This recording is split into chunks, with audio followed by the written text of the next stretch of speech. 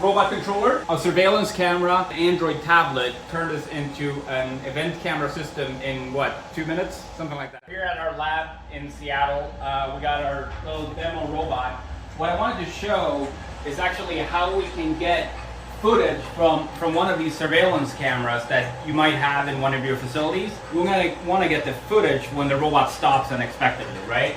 So what we're gonna do is, this is a PoE camera, so we just gotta take this, the cable that comes from the camera, and we're gonna plug it into the switch.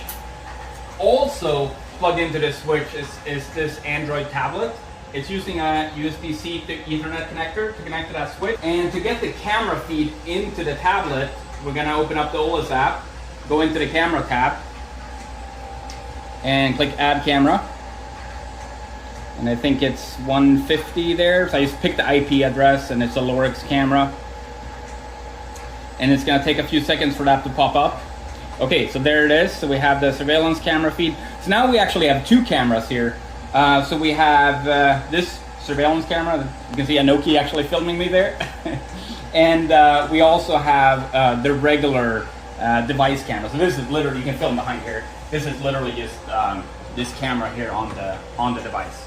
It's just that it's not always super convenient to put this tablet in a place where it has a good viewpoint. So that's where it can be really nice to have a surveillance camera instead. So now to make this setup here into an event camera, we also have a Fanuc robot and a Fanuc controller plugged into the same switch.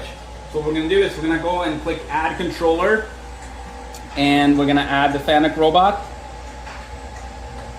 and click OK. We have the automatically added is one of these event monitors. So this is the Fanuc Fault LED. So basically what this does is whenever a Fanuc robot hits a fault or stops unexpectedly, it's gonna collect video footage from both of these two cameras. So a simple way of getting a fault is just for me to push the E-stop down here. So you heard a bang there. And you can now actually see that this event conditioning is processing there. So if we click it, we're gonna see in just a few seconds, hopefully, when all the footage shows up. Okay, so we got this little notification here, load one new alarm, so we can do that.